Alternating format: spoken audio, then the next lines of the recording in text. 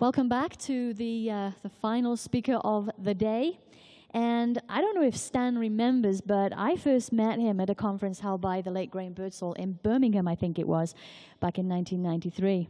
And it was wonderful to exchange conversation with such an incredible mind, standing outside the building while waiting for the doors to open to the conference. Stanton Friedman has both a Bachelor of Science and a Master of Science degrees in physics, and was employed for 14 years as a nuclear physicist for such companies as GE, GM, Westinghouse, TRW Systems, Aerojet, General Nucleonics, and McDonnell Douglas on such advanced, classified, eventually cancelled projects as nuclear aircraft, fission and fusion rockets, and nuclear power plants for space. Since 1967, he's lectured on the topic, Flying Saucers Are Real, at more than 600 colleges and over 100 professional groups in 50 states, 9 provinces, and 14 other countries. He's published more than 80 UFO papers and appeared on hundreds of radio and TV programs.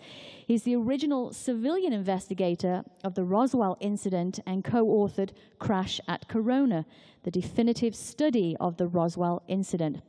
As well as Top Secret Magic, his explosive book about the Majestic 12 group, established in 1947 to deal with crash saucers.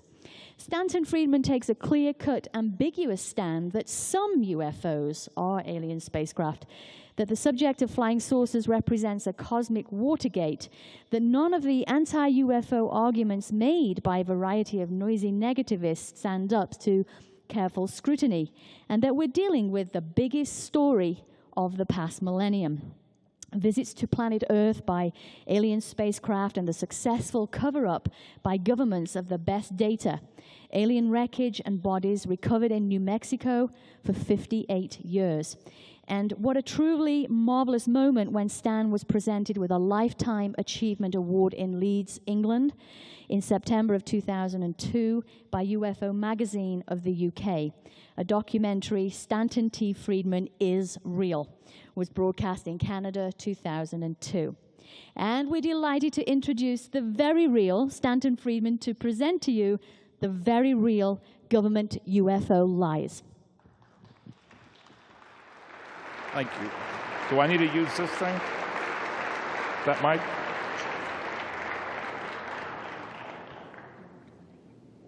Okay. Thank you very much. I'm told that I can make up for lost time. I'm not going to talk faster to get the talk done sooner. I'll take the time that we were delayed and extend that. A couple of things.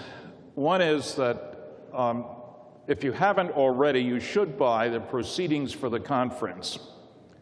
There's a copy of my paper, which I will not read to you, a copy of a lot of other papers, including one by Alan Holt, who isn't here, so you can't possibly hear his, and a statement by Edgar Mitchell. If you're wondering about a luncheon companion for tomorrow noon, I understand they've gotten up to $1 a pound on me back there for the silent auction. I don't think people very often use the word silent in conjunction with me. And I know some of you with sensitive hearts and souls may be upset that I would use a lecture title that suggests that the government lies. We all know that governments don't lie to their people. Some of the time. Most of the time they do, but that's another story. Okay.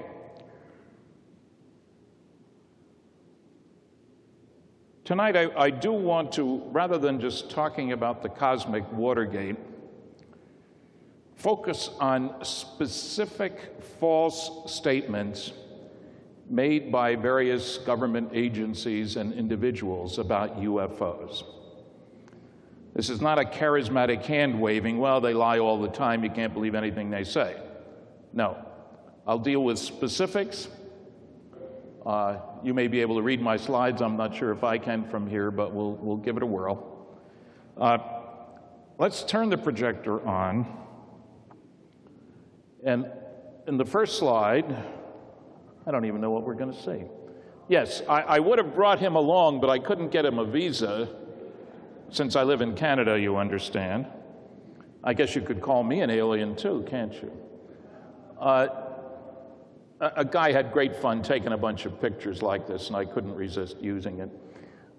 Let's look at the next slide, and you'll see I have to show you a UFO picture, you understand. That's part of the rules of the game, and you can barely see the UFO up here, but look at the next slide, and you'll see an enlargement, and I use this one in honor of my living in Canada. I'm a dual citizen. I can complain about both governments legally. This was investigated by Dr. Richard Haynes, former NASA scientist, collected over 4,000 pilot sightings, worked with astronauts, worked with abductees, was interviewed for the Peter Jennings Monster Show, and none of it was used. Typical of what you might expect, I guess. Let's look at the next one. I show this one. There's much more to the picture and so forth, but I hope some of you, well, I'm not sure I hope so, but some of you must have seen the Larry King special a couple of weeks ago, in which the UFO experts in the form of Dr. Seth Shostak, one of the SETI cultists, as I call them, and Dr. Susan Clancy, of Harvard, they identified these pictures, well, just somebody tossing a hubcap. The fact that they'd been analyzed by Dr. Bruce Maccabee, an optical physicist, at great length was beside the point. You don't need to look at the evidence. Why should we do that? We know that there's nothing to this. As you might determine, I'm a little bitter about the garbage that's been dumped on the public by some of the nasty, noisy negativists. This is from Santa Ana, California, one of the Rex Heflin photos. Exhaustive analysis in Ain't a Small Object Close to the Camera. Let's look at the next one. There's me and Dr. Shostak. I think he will be shocked. He sent me a picture. We were both on the Queen Elizabeth II a year and a half ago, and we each gave 3 lectures. Now, we attended each other's lectures, but he obviously didn't hear anything of mine, or totally ignored the evidence that he did hear. But he took my picture, and he sent me a copy to do with as I pleased, and it will be on the back of the new edition of my book, Top Secret Magic, due out next week. And it gives him credit for it. He's a good photographer, doesn't know anything about flying saucers. It was an interesting discussion on Coast to Coast one night when we did 3 hours. Let's look at the next slide. Okay. Government UFO lies. Definition, lie. An untrue statement made with intent to deceive. It's not just enough that it be untrue, but there has to be an intention to deceive. That's a Webster's definition. Let's look at the next slide.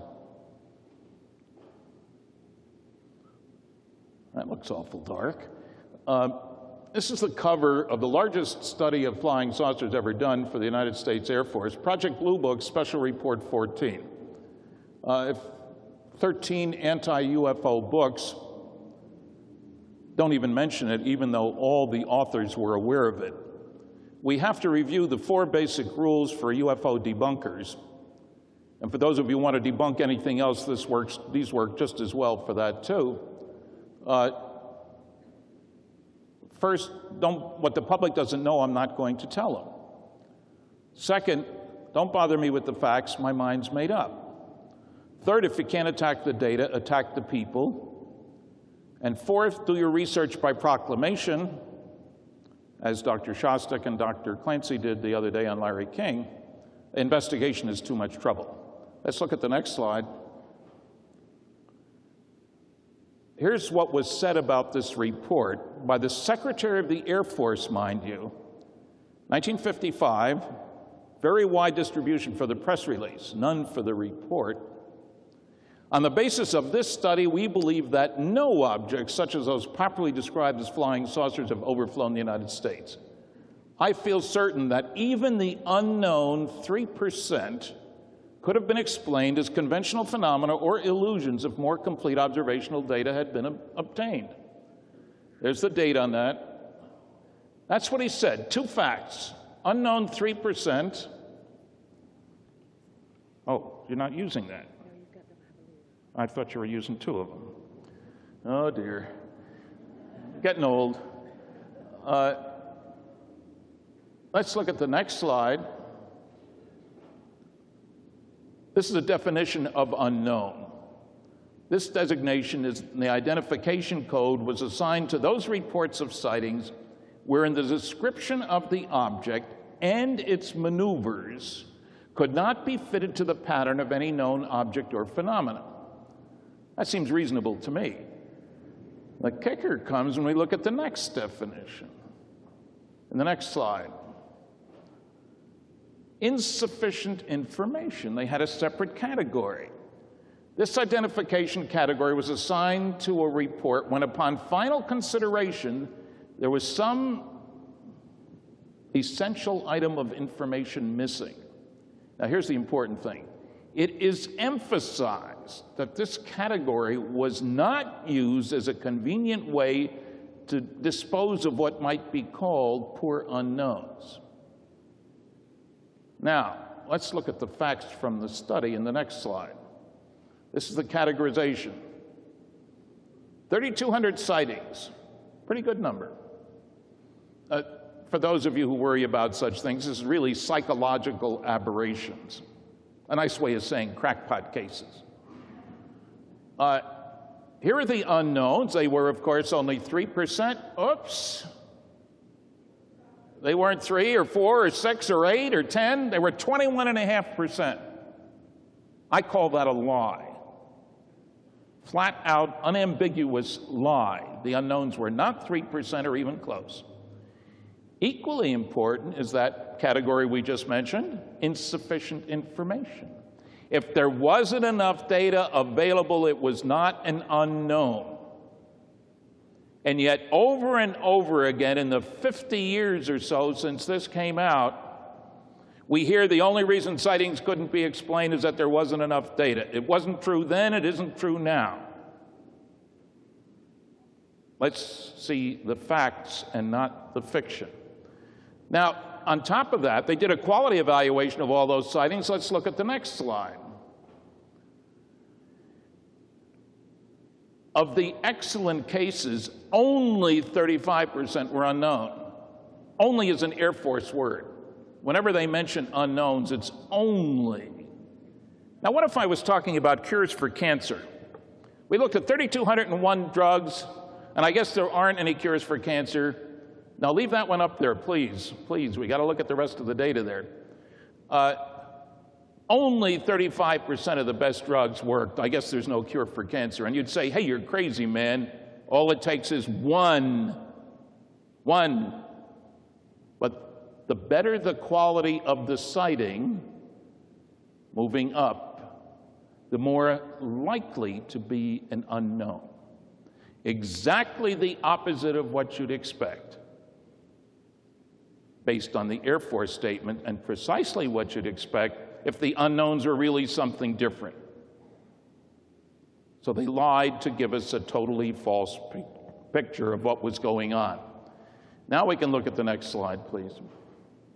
Now, I'm going to talk about Roswell for a bit, and I'm not sure what you can read. There's a point to showing you, these are front page newspaper headlines from evening papers from Chicago West, July 8th, 1947.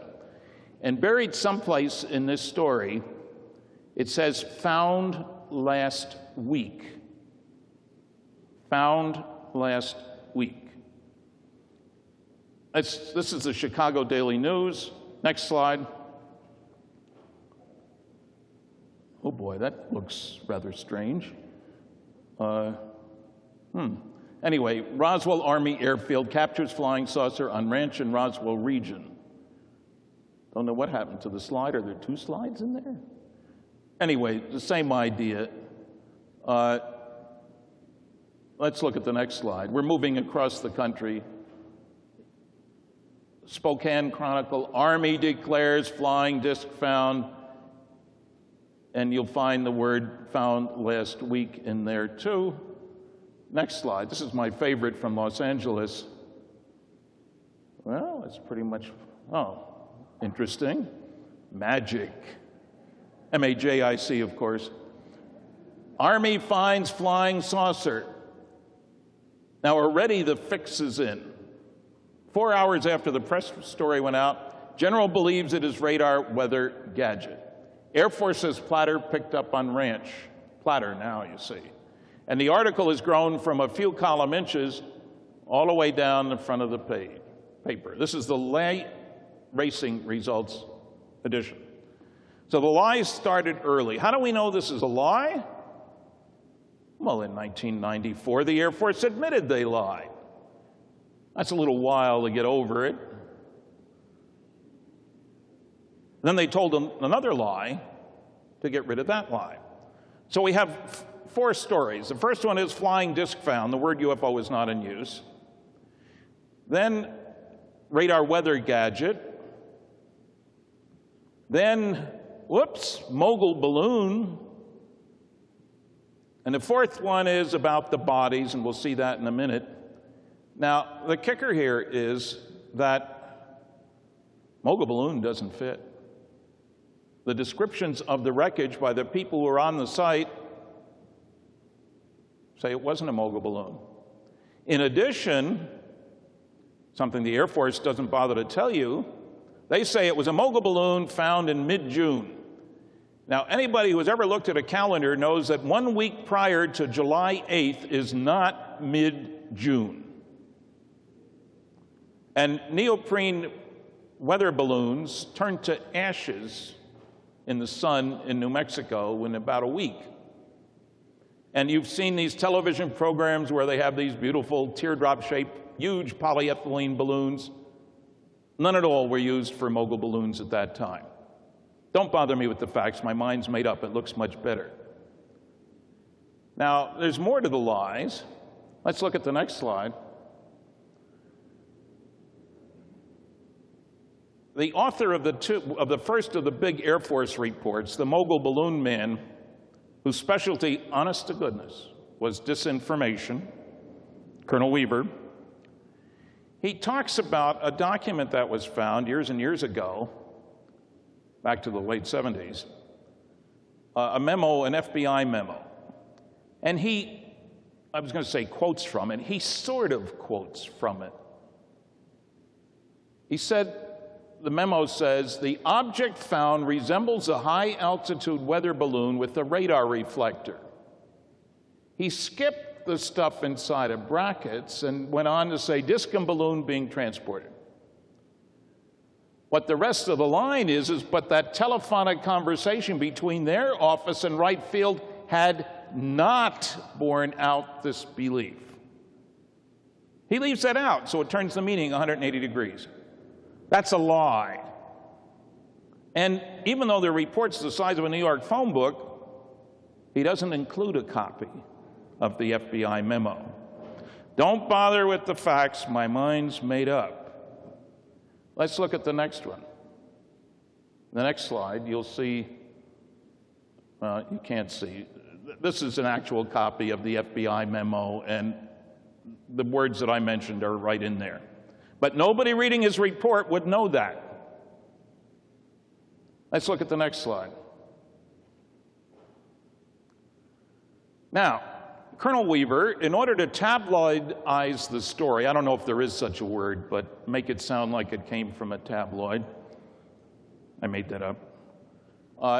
In 1978, he said, an article appeared in a tabloid newspaper, the National Enquirer, even spelt it wrong, which reported the former intelligence officer, Marcel, that's Jesse Marcel Sr., claimed that he had recovered UFO debris near Roswell in 1947. Also in 1978, a UFO researcher, Stanton Friedman, that's me, can't say scientist, you know, that would be too honest, met with Marcel and began investigating the claim that the material Marcel handled was from a crashed UFO. Similarly, 2 authors, William L. Moore and Charles Berlitz, also engaged in research, which led them to publish a book, The Roswell Incident, in 1980.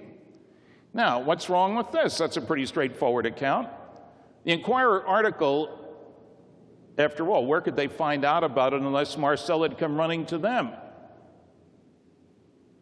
Well, there is another place they could find out about. They could find out about it from me because the article appeared in 1980, and I worked with Bill Moore. We did 95% of the research in the Roswell incident. It was ready for publication in 1980, and I contacted Bob Pratt, a reporter for the Inquirer, whose articles were more accurate than those I've seen in the Washington Post and the New York Times.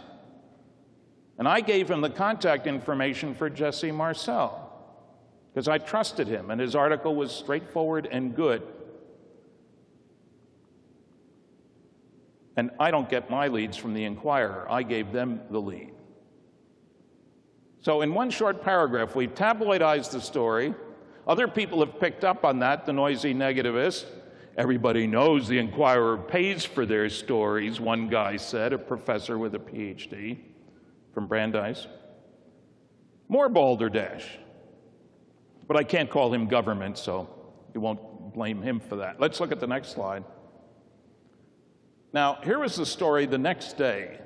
Harassed rancher, this is in the Roswell Daily Record, who located saucer, sorry he told about it. Now, there are a couple of important things here.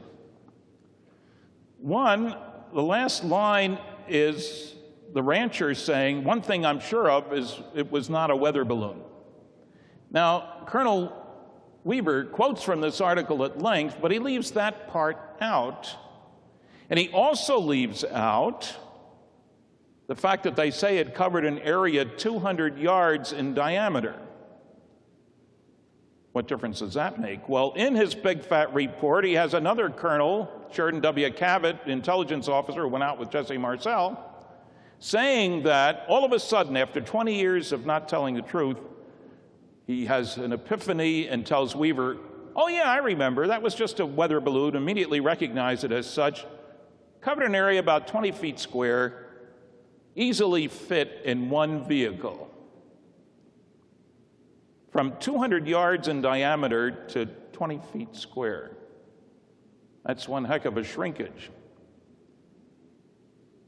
In addition, if that's all there had been, the rancher would have brought it into the base, to the sheriff's office anyway, and there would have been no reason for Major Marcel and Cavett to go out there. Don't bother me with the facts. My mind's made up. It's a deliberate lie. Why would he lie? I'm not a psychiatrist. I would point out he was a veteran getting a very good pension and with medical benefits and all the others. And if one colonel tells another one, this is what you ought to say, it wouldn't be too surprising if he followed the advice. Now, let's look at the next slide. Oh, this is one of the pictures taken in General Ramey's office, and you can see that there's print there. Well, I think you can see there's print there. But the Air Force says they gave it to another agency and they couldn't find anything there. And I should point out, incidentally, this was taken with very high resolution, speed graphic. If it was taken with one of today's standard digital cameras, you wouldn't be able to read it because the resolution wouldn't be good enough. That's my plug for using slides instead of PowerPoint. I'm going to have to, when I sell enough books so I can fit in the scanner I got last night to take home to me, and then I won't have any excuse for not making up PowerPoint presentations. But Dr. David Rudiak has done a nice job on this, and it includes things like victims of the wreck. This is taken in General Ramey's office. Just for kicks, a little lie here and there, you know. Don't tell me that the CIA couldn't do as well as we could. Interestingly enough, it's also claimed that the so-called strange hieroglyphic-like figures on the balloon materials were really from a kind of toy company tape, which had little strange figures on it. Amazingly, the Air Force, with all its resources, never found a picture of any such tape, and the high-resolution pictures don't show any such tape. I call that a lie, too. Let's look at the next one. This is the front page of the Alamogordo Daily News. This appeared on the 10th of July. On the 9th, they staged a launch.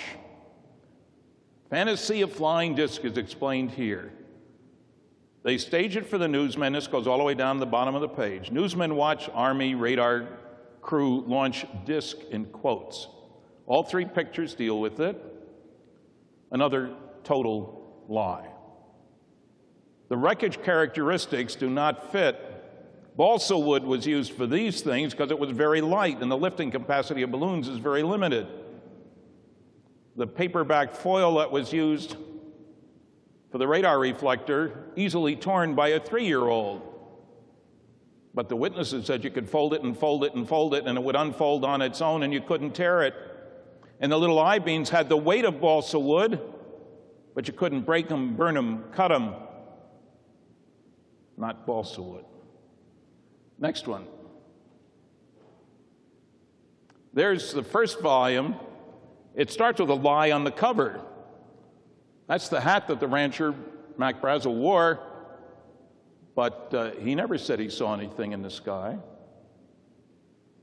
He said the stuff covered an area 3/4 of a mile long and a few hundred feet wide. They don't report that. Let's look at the next slide. One of the things that was said in that first report was that this is our last word on the subject of Roswell. Another lie. Just before the 50th anniversary, they came out with Volume 2, the Roswell Report, Case Closed. You notice that the title on the first one, the Roswell Report, Truth versus Fiction in the New Mexico Desert. The Air Force supplied the fiction. There's several lies in it. You got to tell it like it is, folks. This one has that wonderful explanation. Another lie. Let's look at the next slide. They explained away the reports of bodies, crash test dummies, which we dropped all over New Mexico. The dummy's the one in the middle, in case you're wondering. That's Sierra Sam. Now, I managed to locate retired Colonel Madsen, who's this man. Of course, I talked to him many years later. This picture was taken way back when. And he pointed out two serious objections to the crash test dummy explanation. One, for the test to be meaningful, the crash test dummies had to be the same size and weight as pilots. They were 6 feet tall and 175 pounds. The stories about the bodies in Roswell all talked about skinny little guys with big heads, 3.5, 4 feet high. There's no way you can squish that thing down and get something that makes that look like a little alien. The second thing is, of course, a minor detail. None of them were dropped before 1953. The Air Force invented time travel for crash test dummies. I wish they could invent it for me. It would have made my trip here a lot faster. They also used a map in the report 3 times. Anthropomorphic test dummy drop locations. Amazing thing, they showed the 2 important crash sites, Mac Brazel's ranch and out in the plains of San Augustine. None were dropped near either one of those.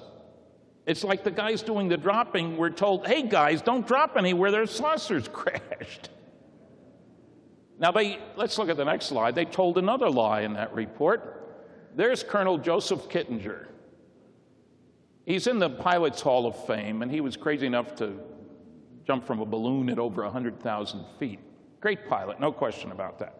I had heard 2 different stories independently of a nasty red-haired officer and a black sergeant, one at the base hospital, one out in the plains of San Augustine site. And here comes Joe Kittinger in this report saying, hey, that was me. I was a redhead back then. We had an accident with one of the balloons, the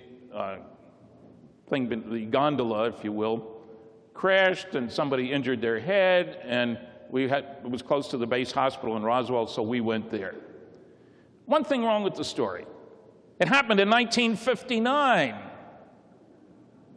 12-year time travel for that story. That's a lie. L-I-E, a lie.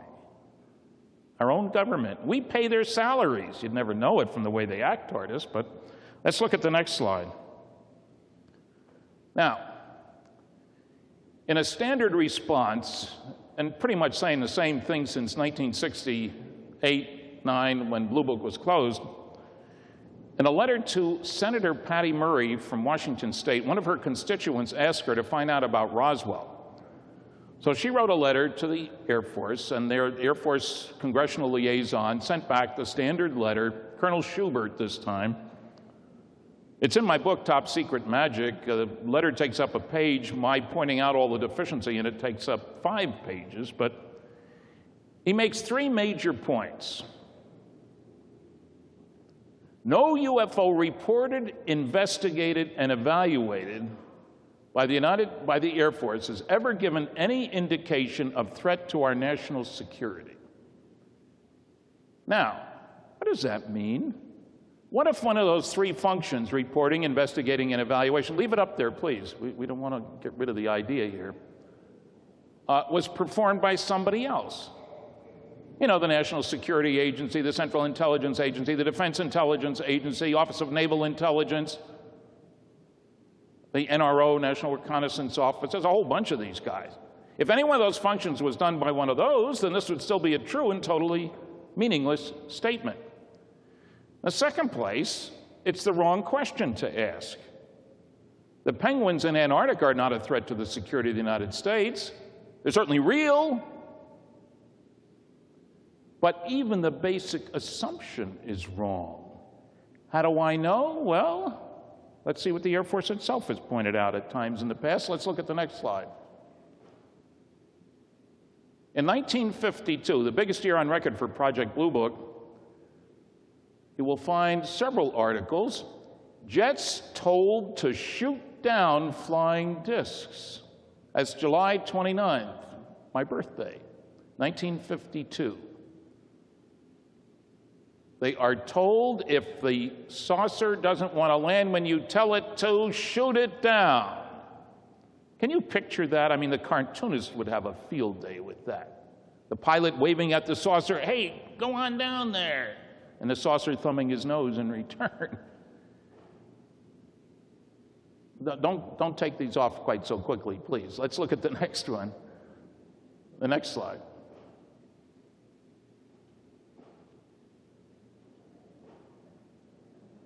Well, maybe we'll, there we, no, you missed several slides there. There we go. No, go back another one. Another one. No, go back another one, please. And go back another one. Well, we may get through these. Here's an important one. This is forward, actually, but there's another clipping of pilots told to shoot down flying saucers, and another one, several, where the head of the American Rocket Society writes a letter to President Truman, and I have a copy of the letter, saying he thinks that's a bad policy. I think it is too. What if they shoot back? And I think they have. But equally important, in one of the newspaper articles, it quotes Roger Ramey. He's the guy who was holding that piece of paper. But then he was only a brigadier general. Now he's Major Roger Ramey, chief of the Air Force, whatever that word is, I can't even read it. Something. Air Force jet operations? No. Okay. You all know what it says. They have scrambled jets hundreds of times as a result of repeated sightings of unidentified objects. Hundreds of times. Now, are you telling me that the Air Force is scrambling jets hundreds of times after UFOs, but they're not a threat to the security of the United States? And you've ordered the pilots to shoot down the UFOs, and they're not a threat to the security of the United States? That's nonsense. You don't order them to shoot something down if you don't think it's a threat to the security of the United States. And because some people protested about Frank Foschino's book, The Braxton County Monster, The Truth About the Flatwoods Monster Revealed. I wrote the foreword and the epilogue. And Frank talks about dogfights between UFOs and our interceptors. That happened September 12th, 1952. We started looking. You can't believe how many jets crashed, how many planes disintegrated, how many jets were never found. And as I mentioned in the book, I heard at that time 6 separate instances, and I've since heard of another, Dr. Bruce Maccabee has it on one of his websites, where more planes went up after the flying saucer than came back. And they're not a threat to the security of the United States. Now, it may be they're responding to our being nasty toward them. That's a separate question. But clearly the government lied. Oh, there we go. Air Force orders jet planes to shoot down flying saucers if they refuse to land. We were very nervous at that time. We expected the Russians to invade. And we had a lot of our good planes in Korea in the summer of '52. And Stalin had just shown that he had nuclear weapons, getting bigger and bigger each test that they ran, and that they had planes with long enough range to deliver them. So we were certainly nervous on the East Coast. But one of the interesting things is that there were 3 different pilots who had over 100 missions in Korea, where there were MiGs chasing after them, that crashed without any MiGs chasing after them. Same thing was happening in England. Lots of planes going up and not coming down, or coming down whammo, crasho. The real situation, in other words, is very different from what the public was being told. Let's look at the next slide. This is that urges U.S. Air Force not to shoot saucers. Good idea, don't shoot at them. Let's look at the next one. Oh yeah, they buzzed the ground 30 feet off the ground, our jets. That's totally against every rule around. Could they have been chasing something? Sounds like a good reason to me. Next slide.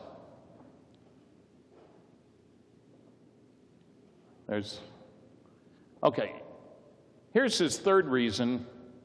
We'll get back to the second one later. There has been no evidence indicating that sightings categorized as unidentified are extraterrestrial vehicles. We are not aware that any other governmental department or agency other than the National Archives possesses any records pertaining to UFOs. Gee whiz, Bruce Maccabee got 1,600 pages from the FBI. The CIA said they didn't have anything. Oh, well, when we went to court, oh, yeah, well, there's 900 pages about UFOs. And, oh, yeah, well, here's a list of 57 other documents we found, which we can't release, from all kinds of other agencies, but the Air Force doesn't seem to know about them. 18 of them were from the super secret NSA. And when we went after them in court, they found 239 UFO documents. We only knew about 18. But the Air Force, in its infinite wisdom, doesn't know about anybody else having any UFO documents. Is this ignorance? I'd say it was bliss, I suppose, but and no evidence indicating that sightings categorized unidentified are extraterrestrial vehicles. In other words, we have no reason to think that vehicles that are round, can stop dead, can move straight up and down, can make right-angle turns at very high speed, can fly circles around our airplanes, are extraterrestrial. We can't make them. Nobody on this planet that we know can make them, but they're not extraterrestrial. What in the heck are they then? They're manufactured. They're craft. They're not just lights in the sky. There are physical trace cases. Right now, Ted Phillips in Missouri has collected more than 3,000 such cases from 90 countries. You know, a U-2 or an SR-71 that could land in a space not much bigger than itself and take off from that? and has little guys on board walking around. 16% of those cases involve reports of critters. But they're not extraterrestrial. Maybe they're ultra-terrestrial. That's a new word. I like that one. Let's look at the next slide. Here's one from J. Edgar Hoover. Some of you are old enough to remember old J. Edgar. He ran the FBI for what, 50 years? Something like that. He's quoted in letters to people who are asking about the FBI and UFOs. The investigation of UFOs is not and never has been a matter within the investigative jurisdiction of the FBI. I don't know what that's supposed to mean, but when Bruce Maccabee used freedom of information to go after the FBI, they released 1,600 pages of FBI UFO information. And I guess it wasn't in their jurisdiction. They just got involved. I call that a lie. Same thing happened in Canada, incidentally. Somebody asked the Defense Research Board, "What are you doing about UFOs?" "Oh, we're not doing anything." And then you get minutes of classified meetings held the very same week as that letter response was sent of a committee set up to review UFOs. The U.S. government isn't the only one that lies. Let's look at the next slide. Funny little story. A number of years ago, I filed Freedom of Information Privacy Act requests for my files from the FBI and the CIA. I gave them complete information, you know, social security number, date and place of birth, that I'd had a security clearance, blah, blah, blah. I knew the FBI did my security clearance and the renewals, 2 renewals. And I get back a response from the FBI first. "We have no files on you." Then I hear from the CIA, "All we have on you is a negative name check request from the FBI, and here's the file number." So I send it back to the FBI. "Oh yeah, we do have a file on you. We checked again, but it's classified." I send another letter. "How big is the file and what level is the classification?" That information is also classified. So first they flat out lie. I mean, I told them that I had a Q clearance and I gave them the time period when I had it.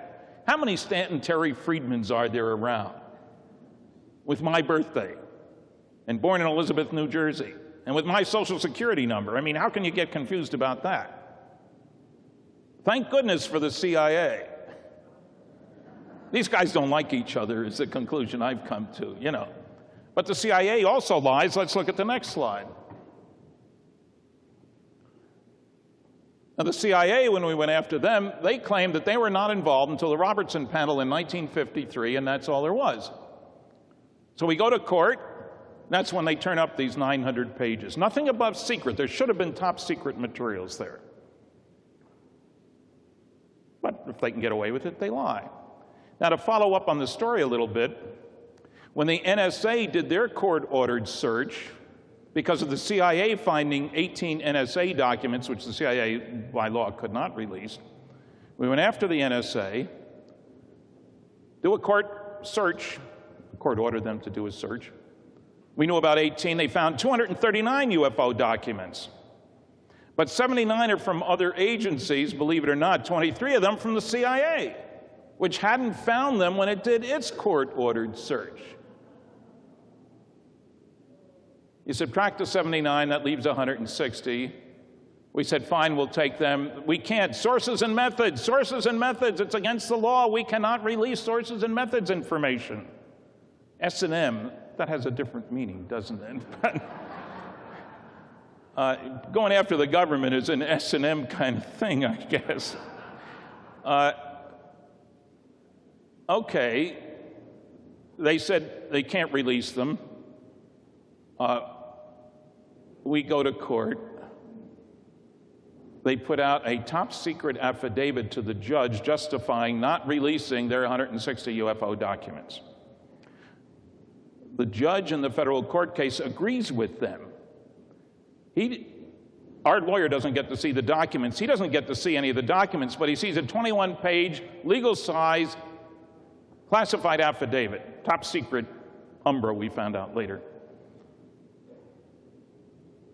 The public interest in disclosure, he said, is far outweighed by the potential danger to the security of the United States should that information be released. Remember, they said no threat to the security of the United States, and now he's saying we can't release it because of the threat to the security. We went to the Federal Court of Appeals. They got the same affidavit. They agreed with the lower court. Supreme Court wouldn't hear the case. We filed a Freedom of Information Act request for the affidavit, and we got it. And some of you may have seen the many times that I've shown that on television, that original affidavit. It's 75% blacked out. So I used to turn pages and just chit-chat. You know, the first page isn't highly blacked out, but guaranteed to get laughter. All this stuff has sources and methods, folks. Well, after a number of years went by, they changed their rules a little bit, and they did release a much less highly blacked out document. It was only 20% blacked out. And they claimed they released the 156, actually, 160. They threw out 4 documents. Wow, we're getting all those NSA documents. Well, not exactly. I talked to the gal at the NSA when I asked for a new set because I heard because of a new executive order they were putting out a set. She was reading an article by Philip Klass complaining about my showing those blacked out documents. And he never says there's sources and methods information, which of course I always said. So I get the 156 NSA UFO documents, and they are not all blacked out. They're whited out. You can read about 2 lines per page. Nothing covered up. It's much less effective on television, though, I'll tell you that. Black is good. See, it shows up very clearly. Oh, incidentally, I went after the 23 UFO documents that the CIA had not released, but that the NSA noted. Took me over 2 years to get the first 9, which were, believe it or not, press abstract of Eastern European newspaper articles about flying saucers, which the Russians have the day they were published. Their own 14 they withheld. I appealed. And I got a letter from them before appealing. If you have any questions, call this number and ask for Chris. No last name, honest to God. So I did call, and I talked to Chris. And he says, well, you're not going to appeal, are you? I say, of course I will. Well, you don't expect to get anything, do you? Of course I don't. But Phil Klass will say I'm too lazy if I don't appeal. So I appealed, and a couple more years, total of 5 years from the initial push, I got 4 documents. And you'll see one in a minute, which 2 of them you can read 8 words on the page. Real exciting stuff like date, Soviet, doc number, real informative. All the rest is blacked out. All right, let's look at the next slide. Oh, another government UFO lie. You say, well, wait a minute, you're talking about Dr. Donald Menzel. He was a Harvard University professor of astronomy. Why are you saying government lies? Well, because I discovered, thanks to a grant from the Fund for UFO Research, and getting permission from 3 different people, one through the very good offices of Joan Thompson, who may be here tonight, was here yesterday anyway, I checked Donald Menzel's files, and it turns out that he worked for the National Security Agency, he worked for the Central Intelligence Agency, he was a world-class expert on cryptography, made more from his consulting work than from his Harvard professorship once he retired. He wrote Jack Kennedy that he had a longer continuous association with the National Security Agency and its Navy predecessors, 30 years as of 1960, of anybody in the United States. When we are properly cleared to each other, I can tell you more. That sounds like a government employee to me. And what he said was, all UFO sightings are by poor observers. Let's go back to that. We don't need to change the slides for this, but Blue Book Special Report 14 showed the better the quality of the sighting, the more likely to be unknown. And he's telling us All UFO sightings are by poor observers. A flat-out, total, complete, unambiguous lie. Let's look at the next slide. There's Dr. Menzel. And you know, the funny thing is, I didn't like him before I did this study. He's listed in the MJ-12 documents. And our first response was, obviously somebody's pulling our leg. How could he be a member of this? And you don't need a high security clearance to teach at Harvard. Well, my discoveries showed that he led a double life. And I had people say, how could anybody like Menzel lead a double life? Let me throw three names at you: Philby, Burgess, and McLean. These were three guys who worked for British intelligence, except that they were Russian spies. And they worked there for years. That's leading a double life. Menzel did too. He also wrote science fiction, incidentally. And his job seemed to be to get scientists off the trail of flying saucers. Let's look at the next slide. Now, not quite a government lie. This is Jesse Marcel Jr. He was on the Peter Jennings program. I saw him 3 weeks ago. He was in Roswell on leave. He's a colonel in the United States Army serving in Iraq. But he isn't just a colonel with 38 years of association with both the military and the reserve. He's also a medical doctor and a flight surgeon and a helicopter pilot. Peter Jennings didn't bother to mention any of those three things. Told you nice things about the SETI cultists on the program. Wouldn't you think that stuff goes to credibility? I would think so. Nobody can say he's anti-government, colonel, serving, flying, risking his life. We were down in Roswell together. It was 106 there. He said, you know, this is cool compared to Iraq. It gets up to 130. Got to wear flak jackets. Got to wear a helmet. Got to wear a sidearm. But Peter Jennings couldn't bother to mention those things. Of course, he also said Roswell is a myth. 4 times. The myth is that Roswell is a myth. Now, I'm not saying Peter Jennings works for the government. I was disappointed. Some of you may have read my critique of the program on my website, www.stantonfriedman.com, or in UFO Magazine. I pointed out one of the reasons I had great expectations was that Peter and I share the same birthday, July 29th, and we're both dual citizens of the United States and Canada. I'd forgotten that Benito Mussolini is also born on July 29th. Let's look at the next slide. Now we get to MJ-12, Menzel, and so forth. This is Colonel Weaver again, in letters to Nick Redfern and to myself. I can state that the Air Force considers the MJ-12, both the group described and the purported documents, to be bogus.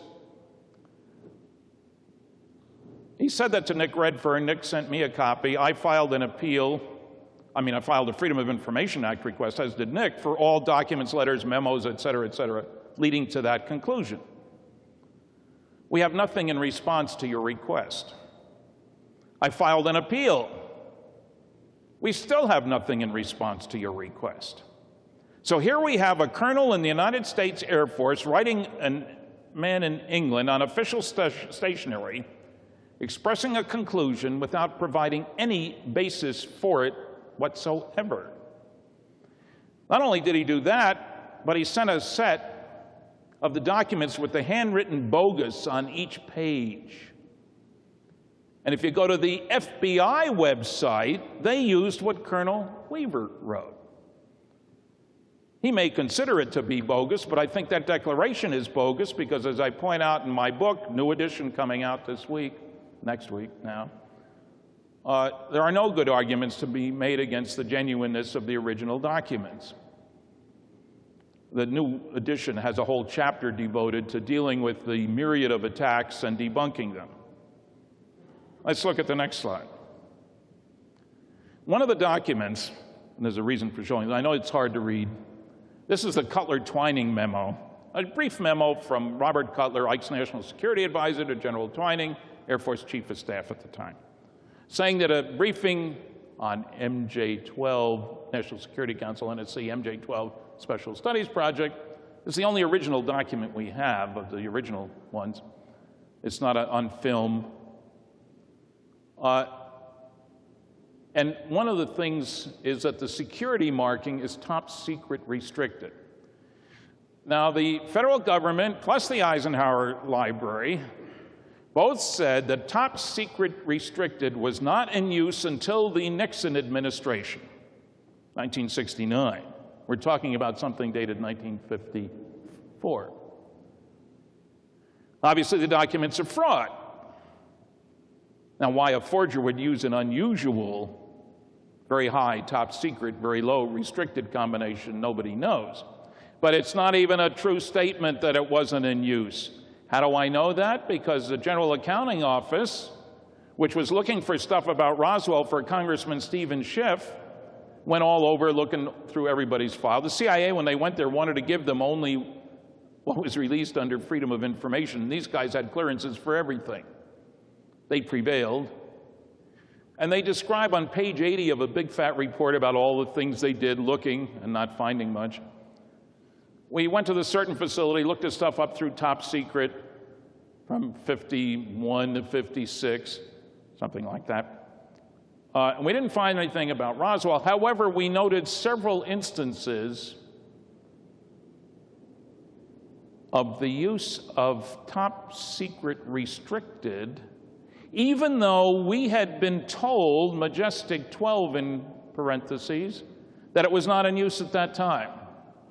I immediately requested copies of those documents. They said, Stan, they're still classified. You can't get copies of them. But if the GAO says so, that's good enough for me. So the government lied. Two different parts of the government lied. Let's look at the next slide. Oh, there's no /S/ and no signature. Some people said, well, that proves it's phony. Sorry, it doesn't. He was out of the country at the time. If there had been a signature, it would have been phony. Now, the typeface is interesting. It's the large pica type. Well, nasty, noisy, negativist Phil Klass challenged me about that. Perhaps you didn't notice that it was done in the large pica type. Of course I had. I had noticed 3 different typewriters in use. But the National Security Council used only elite type, and I got 9 samples to prove it. He'd never been to the Eisenhower Library, but he got them in the mail. And I challenge you to find any genuine letters, memos, meeting a whole bunch of qualifications. And in order to get you to respond more quickly, I am offering you $100 each for every genuine such memo. Unfortunately, he said up to a limit of 10. I went to my files, pulled out 20, and most of them wouldn't meet his criteria. Definitely pica type. But I was going to the Eisenhower Library, and I was checking, I was looking for other stuff, and I came back. I sent him 14, same size and style, meeting all his criteria, and I sent him an invoice for $1,000, and he paid it.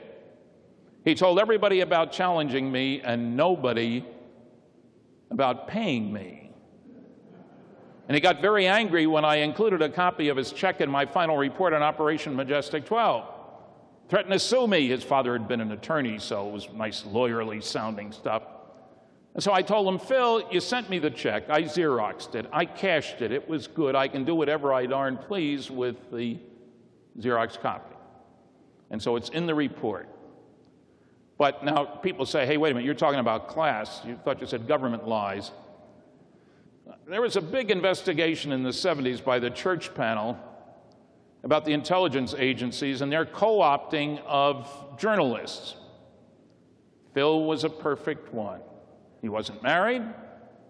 He traveled widely. He was trained as an electrical engineer, went to conferences where there were Russians, could see what they were saying, could see what our guys were saying that they should have been saying. I would bet you 100 to 1 that he was cooperating with the government. He's certainly lying enough about UFOs to have been working for the government. Let's look at the next slide. Oh, this just mentions that NSC MJ-12. It's actually onion skin paper. We won't go into it. Look at the next one. It's aged, incidentally. That's the whole thing. Next one, please. You can see the watermark on that. That's why that was shown. And here's the final report on Operation Majestic 12. It's 105 pages, I guess. And it's got Phil's check in it for me. There are copies at my table. And you may wonder about the title. Is that the last thing you did? Of course not, but I got a research grant from the Fund for UFO Research. Money that was raised exclusively to be used for the proposal that I had submitted to do research on MJ-12. I mention that because several people have asked me about the stuff on the internet saying Friedman is a disinformation specialist. That's because Milton William Cooper, the late and not lamented Milton William Cooper, who lied about a number of things, claimed that Bud Hopkins and Bruce Maccabee and I were disinformation agents, and that the money I used for my research came from the CIA. And since I worked for them, it was just the left hand paying the right hand. Of course, he provided no evidence, and he didn't bother to say that the money that the fund raised was exclusively for use on a proposal that I had submitted to them. So, no, I'm not a disinformation agent. I have to fess up, I did once work for the government. Christmas time in 1952, when I was a sophomore at Rutgers University in New Brunswick, New Jersey, I worked for the post office in Linden, New Jersey, my hometown, for 2 weeks. I did get a couple of paychecks from the United States government back then, and I earned them. Believe me, I was delivering mail. I was in better shape then than I am now. Let's look at the next slide. This is that comment, the actual statement about the acting director of the Freedom of Information Office at the NSC informed us that top secret restricted is a marking which did not come into use at the NSC until the Nixon administration. And the Eisenhower Presidential Library also confirmed that this particular marking was not used during the Eisenhower administration. Sorry, it was. Next slide.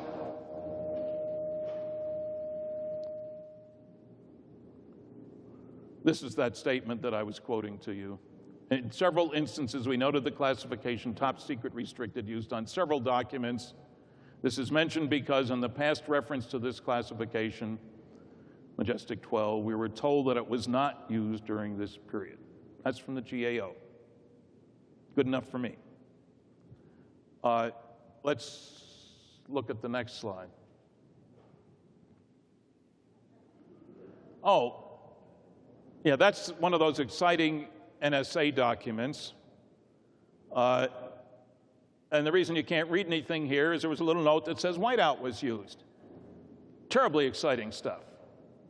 And people say to me, when they said about the blacked out documents, well, can't you just scrape it off and see what's underneath? No, they Xerox it first, of course. There's nothing underneath. There's like 156 pages like this. Very exciting stuff. Let's look at the next slide. This is another one. They used a little blackout. And they use the word probably a balloon several times when they say UFOs. Now, all the rest of this is we're supposed to believe is sources and methods information. So why is it filed under UFOs? That make any sense to anybody? If it does, I've got a bridge I own near Brooklyn, New York, that I'd be happy to sell you at a very reasonable price. Maybe people don't know about selling the Brooklyn Bridge anymore. That's too small. Golden Gate Bridge. Let's look at the next slide. Here's one of those wonderful CIA UFO documents that it took me 5 years to get. Doc reference, something date, I can't read those from here, and then a bunch of numbers and stuff like that. They're not covering anything up. And incidentally, I went back to the CIA after this change in executive orders and asked for the same documents again, and there wasn't one, even half a sentence, uncovered. But they're not withholding any information. There is no cover-up. Well, except for the stuff you can't read because we won't release it. Next slide. Oh, I used that twice. Double plug. Let's go on to the next one.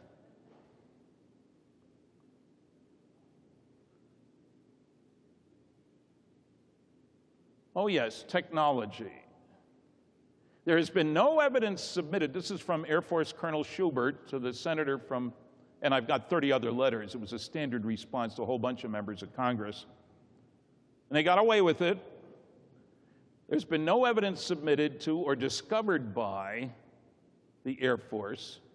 So if it was submitted to somebody else, that wouldn't count. That sightings categorized as unidentified represent technological developments or principles beyond the range of present-day scientific knowledge. Now, you got to think about that. What are they saying here? Well, I worked on nuclear airplanes back in 1956. We actually operated jet engines on nuclear power. We haven't flown any big nuclear-powered airplanes, as far as I know. Leave that one up there and go to the next one. There's a nuclear ramjet flown in the early 60s, Ling Temco bought. Haven't built any operational ones. The idea was to move at high speed with nuclear weapons, military system. That's a real reactor, and it did work. Let's look at the next one. There's a nuclear rocket reactor right in there. Here's the nozzle. I worked on this one, NRX-A6, while at Westinghouse. Had some experiments on it. You don't stand next to this thing while it's running, incidentally. You get cooked in a hurry. It's about this big. The power level was only 1,100 megawatts, which is half the power of Grand Coulee Dam. This was tested in 1968. No evidence of technology beyond our knowledge. Well, this isn't. We still aren't using any such systems, of course. Let's look at the next one. Aerojet General built this one. It was only 1,000 megawatts, but this was much more in a real configuration. Big tank of liquid hydrogen up here. Reactor here. This was downward firing. The others were upward firing. Next slide. Tested out near Area 51, folks. Los Alamos built this one, a little bigger. You've got to put some shielding around these things. It was about this big. Power level was only 4,400 megawatts, twice the power of Grand Coulee Dam, and this big. That's not technology beyond our knowledge. The program was canceled like all the other programs I worked on. I worked on nuclear fusion propulsion. That's what goes on in the sun back in the early 60s. If you use the right stuff in the right way and kick particles out the back end that have 10 million times as much energy per particle as you can get in a dumb old chemical rocket. It's not technology beyond our knowledge. We haven't built one yet that works in outer space. So it's another lie. Misrepresentation, does that sound? That's too polite when people are lying to you. Let's look at the next one. This is one of the test cells. Spent a lot of money on these things. This is out in Nevada, not far from Area 51. Let's look at the next. Oh, an electromagnetic submarine. No moving parts. Tested successfully by Dr. Stuart Way, man in the middle down here, from Westinghouse, on leave at the University of California, Santa Barbara. And a bunch of graduate students. They spent $2,000. If it had been a government program, it would have been $200,000. It probably wouldn't have worked, but no moving parts. Moves silently through the seawater. And you put that in the air and ionize the air. Seawater is an electrically conducting fluid. If you ionize the air, that becomes an electrically conducting fluid. That's when you see when a meteor comes in, you ionize the air and make it electrically conducting. I did a literature search when working briefly for McDonnell Douglas using the keyword magnetoaerodynamics. Got 900 references. 90% were classified. We still haven't built any such systems to the best of my knowledge. No evidence of technology beyond our knowledge. We haven't built things that can duplicate the behavior of flying saucers. And how about the huge motherships? We have a lot of reports of really big ones. One out in the Yukon, 30 witnesses in groups of 2 or 3. A civil engineer did a triangulation it was between 0.6 and 1.2 miles long. Miles. We building things like that? I don't think so. It's technology beyond our knowledge. Let's look at the next slide. Oh, two other sources of information, the UFO evidence, congressional hearings. Best paper from the congressional hearings is out on my table. Dr. James E. McDonald looked at 41 separate cases, all kinds of cases, radar visual, multiple witness, over big cities, et cetera, sightings by astronomers and pilots and so forth. And yet you will hear these guys say there aren't any good cases. Lies and lies.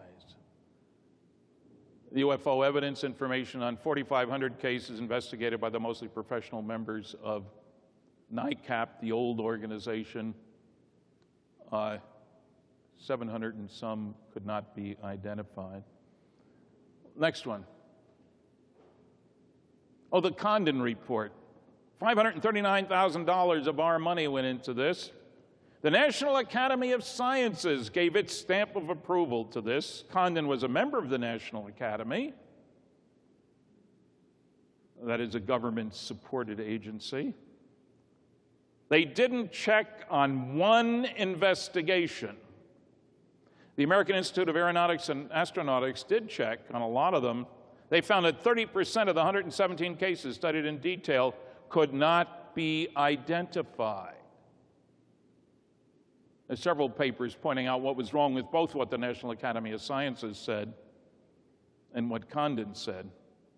He didn't do any investigations either. Don't bother me with the facts, my mind's made up.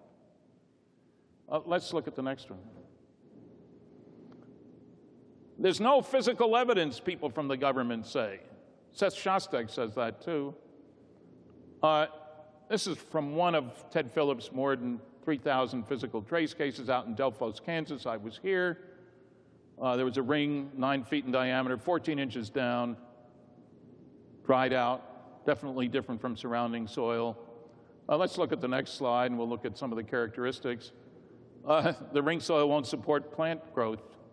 Normal soil does fine from just a few feet away. Next slide. Ring soil won't absorb moisture. Just sits there. That's water on ring soil. Normal soil makes instant mud. So any government agent who tells you there is no physical evidence is lying. Of course, any civilian who tells you that is lying also, but we're talking about government UFO lies today. Let's look at the next one. Oh, this is ring soil on the left, normal soil on the right. Good lab test done. Higher level of soluble minerals on the left. I'm sure the Air Force wouldn't find that. They wouldn't be able to find anybody who could do an analysis, I'm sure. Could have been microwaved soil, but the farmer didn't have any way of microwaving the soil 14 inches down in a 9-foot diameter ring back in the 70s. Let's look at the next slide. Now, here's an intentional lie, but you can understand it. It's a famous memo from General Twining. I mentioned him before in the Cutler-Twining memo. September 1947. It's a two-pager. Due consideration must be given the following, he said. The lack of physical evidence in the shape of crash-recovered exhibits which would undeniably prove the existence of these objects. Well, that proves that there was no Roswell, right? Wrong. It was only classified secret. There's no question, as Wilbert Smith said in Canada, most classified subject in the United States, classified more highly than the H-bomb, that he couldn't talk about top secret information in a secret memo. This does not prove we didn't have any information. It says we didn't have anything rated secret or below. That's one of the rules, incidentally. You can't reference higher classified information in lower classified documents, because then you'd have to classify it higher. That's the rules of the game. Let's look at the next one. This is, I've got a few copies left of the 50th anniversary edition, Crash at Corona. all about Roswell. It goes into other lies as well. They're out at the table, bargain priced. I've heard more lies about Roswell than you can imagine. I've become a focal point, I guess, because I'm the original civilian investigator. And that's another thing that you'll hear, not just Colonel Weaver, but others lie about. Why did Jesse Marcel come running to you, Friedman? He didn't, is the simple answer. I found out about him. I was at a television station in Baton Rouge, Louisiana, ready to do 3 interviews before speaking at LSU that night back in 1978. I did the first 2 interviews. The third reporter was nowhere to be found. No cell phones back then, so the station manager, he knew the person who brought me to the station. He was looking at his watch. He's embarrassed. He's giving me coffee. He's hoping she shows up pretty quick. Out of the blue, he says, you know, the guy you ought to talk to is Jesse Marcel. And brilliant field investigator that I am, I said, who's he? Oh, well, he handled pieces of the wreckage of one of those saucers you're interested in. He was in the military. What? You know, what do you know about him? Lives over in Houma, Louisiana. Great guy, we're old ham radio buddies. Then the reporter showed up. Next day, I called Jesse from the airport. Look, called information first, got his number, called him. He told me his story, but didn't know the exact date. And I heard a second story in Bemidji, Minnesota. And then I shared that with Bill Moore. He had a third story about an English actor driving across the country, hearing on the radio about a crashed saucer in New Mexico, expecting a big to-do in Philadelphia when he got there from LA. Nothing. Located his son, pinned down the date, because it wasn't a trip you made very often back then. You can imagine what the roads were like in 47. Early July 1947. Bill went to the University of Minnesota Library, started looking. You know, Peter Jennings says, the witnesses just came out of the woodwork. A lie, flat out. Bill found the articles in the newspapers. That gave us the names of other people. We researched, by 1980, we talked to 62 people.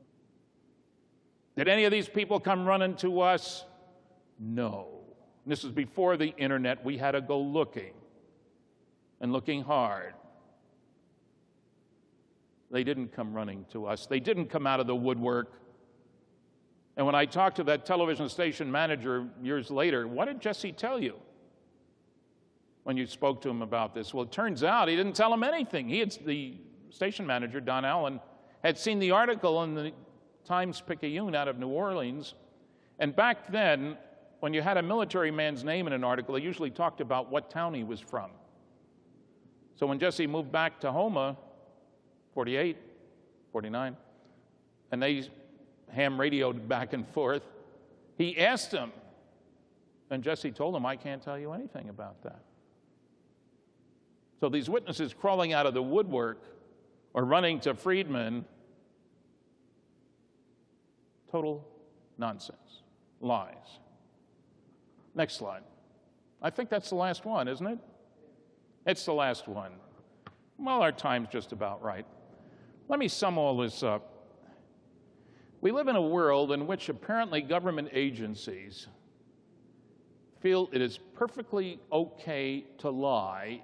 The rule is make sure you can get away with it. I mean, I'm sure you're aware that there must be weapons of mass destruction over there in Iraq.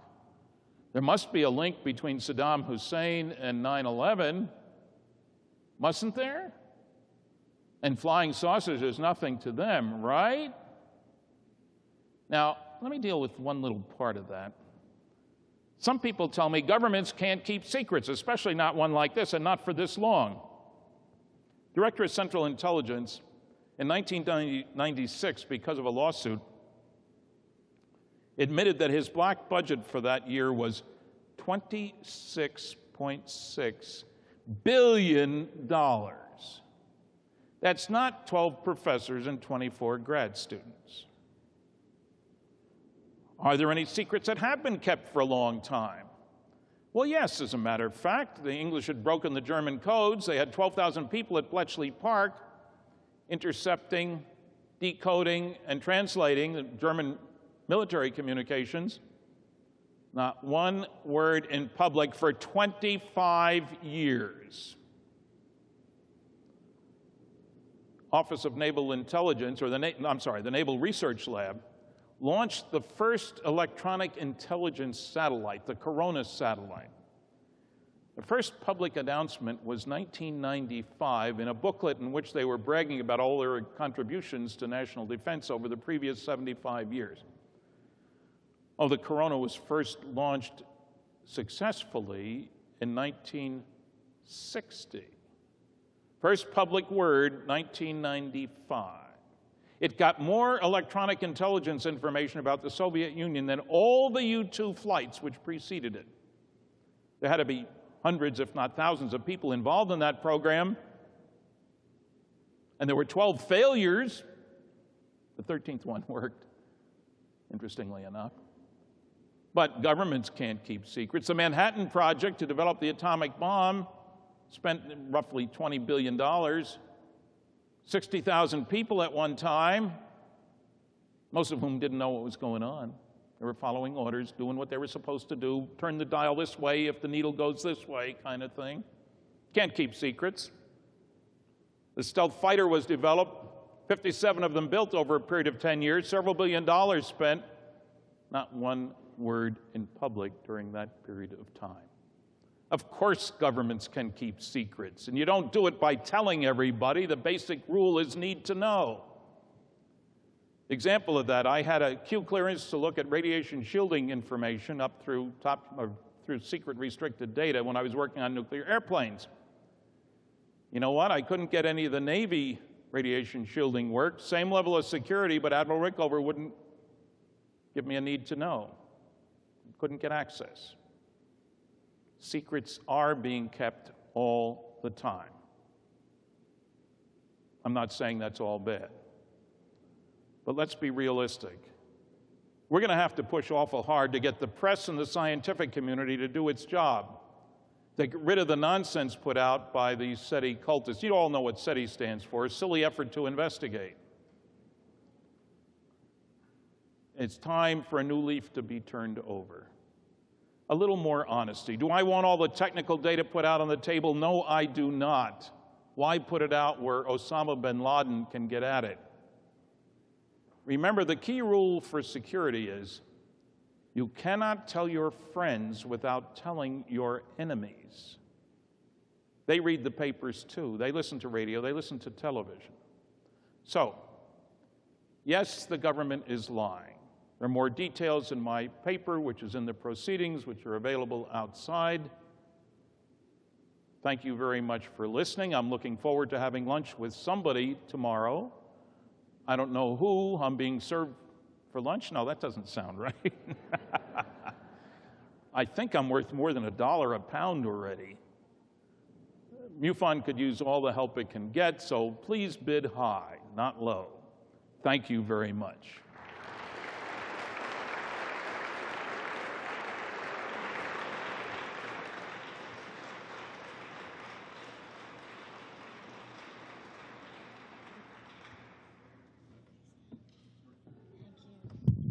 Thank you, Stan. Thank you, folks, for staying up as long as you have with us this evening. It's been a long day and lots of knowledge that we've got to absorb. We'll see you bright and early tomorrow at 8:30. So have a good night's sleep. And for those of you that are driving home, drive safe. And we'll see you tomorrow.